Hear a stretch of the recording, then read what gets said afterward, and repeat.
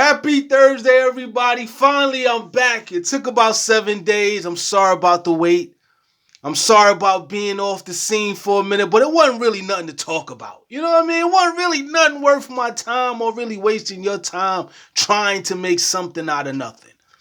You know what I mean? Part of what I do is giving you quality content and making sure that I give you something that I'm interested in. A lot of that other stuff that was going on, it was like, par for the course. If there was anything else going on, we would definitely gravitate towards that than what we've been seeing. And also, I'm not talking about Diddy. I wasn't going to talk about Kristen Coloco.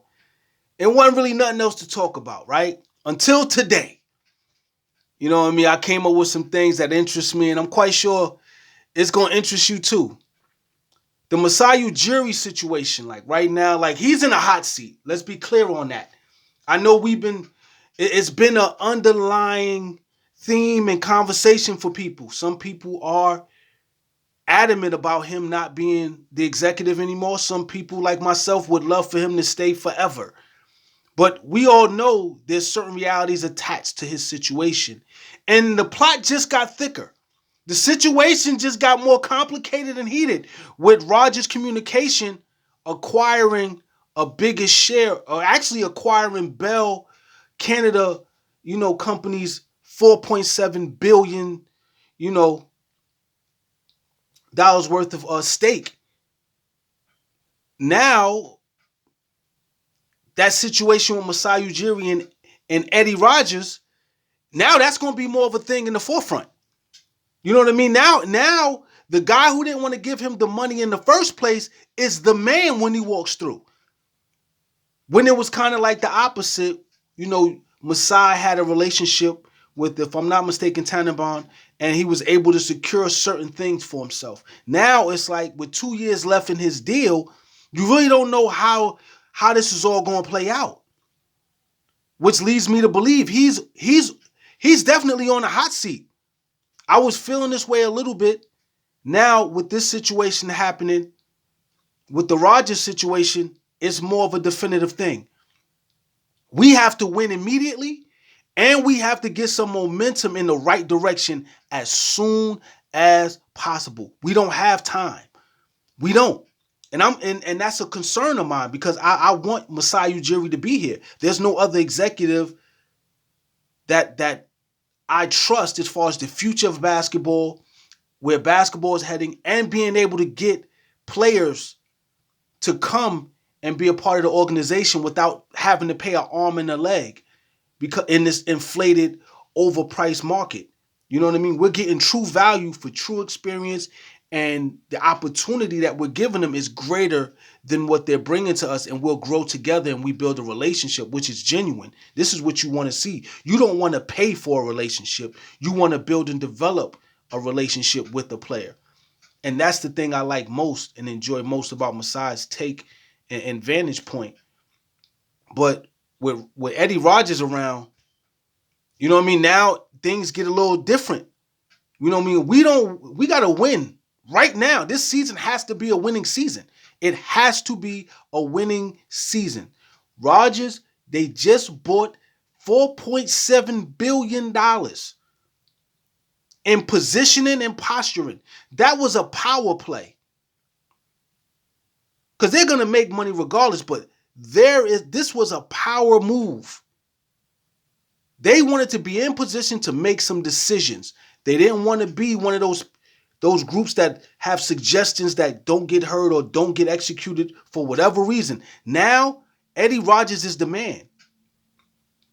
You know what I mean? He's the chairman of the company that owns the team. And he didn't want Masai to get that deal, the deal he has now, which he has 2 years left on.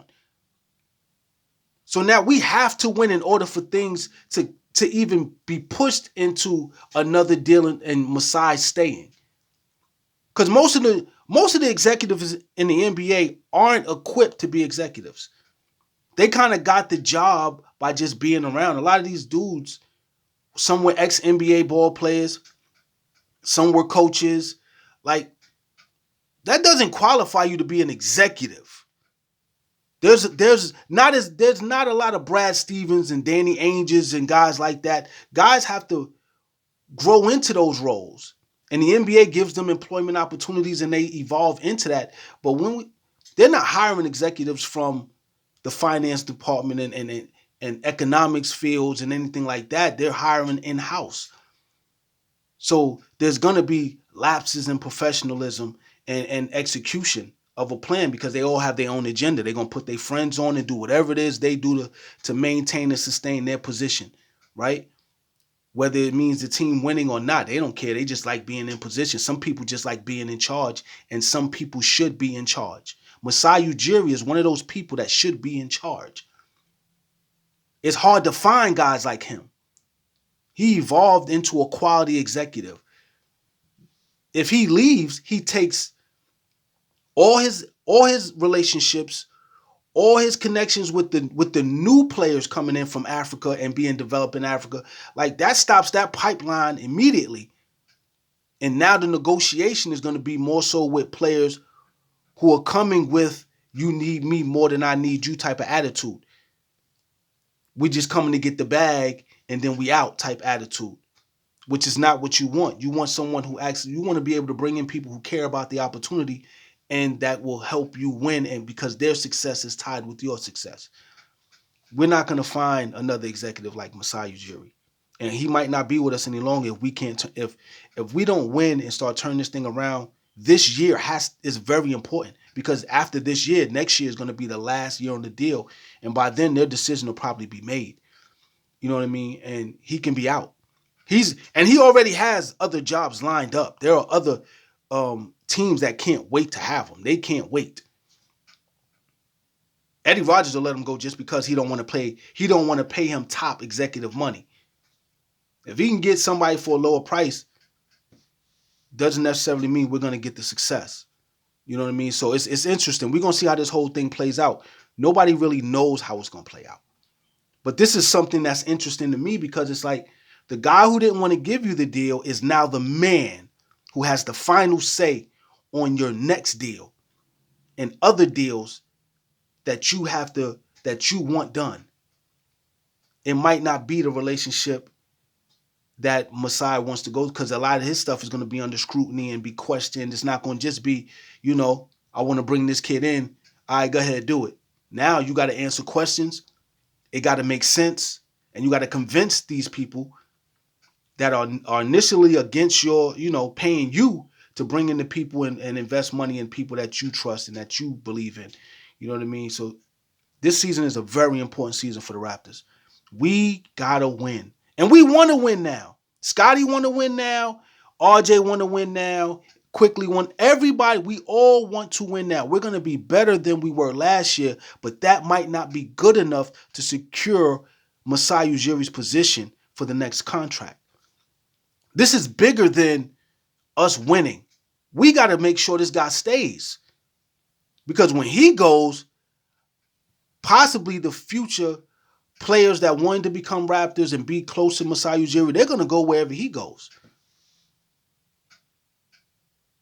You know what I'm saying? And it might be hard to keep Scotty around for the next deal. 5 years go by quick. It might be tough to keep Quickly and RJ. It might be tough to keep them with Masai not being here. You know what I mean? So we got to see how this plays out. It's interesting. It's definitely going to be an interesting season. There's a lot at stake here. There's a lot at stake here. These people didn't invest $4.7 billion. You don't invest $4 billion. It's damn near a corporate takeover. But they bought it out. But they made this move strategically with 2 years left on his deal. This is big. This is succession. This is the industry. These people are not playing. They want power. That's a power move. You got more than enough money coming in. You want power. You want say-so. You want to make decisions. You have a vision. They didn't come up with that $4.7 billion U.S. That's U.S. money.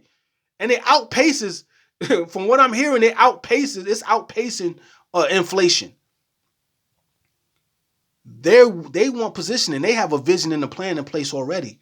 And Masai might not be a part of it. We have to win so that so that us as fans and as the audience that they're trying to please and get to buy products and be a part of their movement, we have to have, that's our say. When we start pushing for Masai to stay, it got to be justified. Winning has to be attached to the conversation because they could easily say, we don't want to pay him that type of money. We'll give him this and force Masai to make a decision to take a pay cut and show how much he wants to be here and his loyalty level, because everybody takes a pay cut.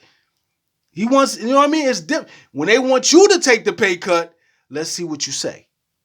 How bad do you want to stay a Raptor? How bad do you want to stand on? Because they're not going to outright kick him out of here unless we're losing.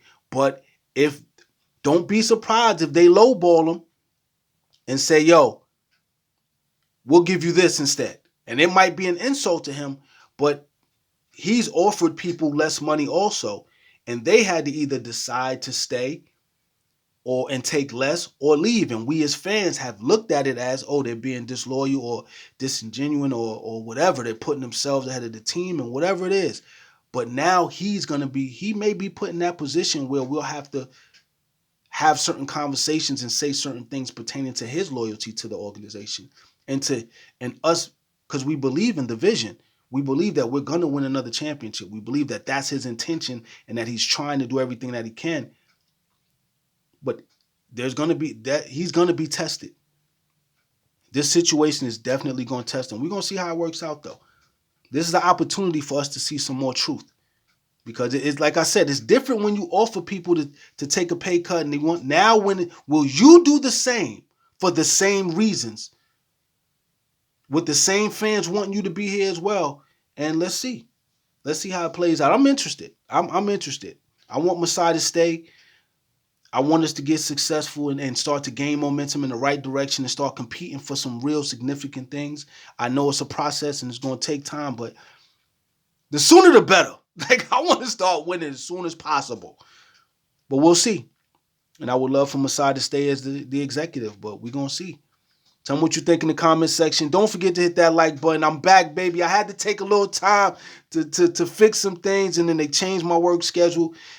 And oh yeah, I got chased by 3 pit bulls the other day on the way home, on the way to work. They weren't big pit bulls. They were like the little muscular, ugly ones.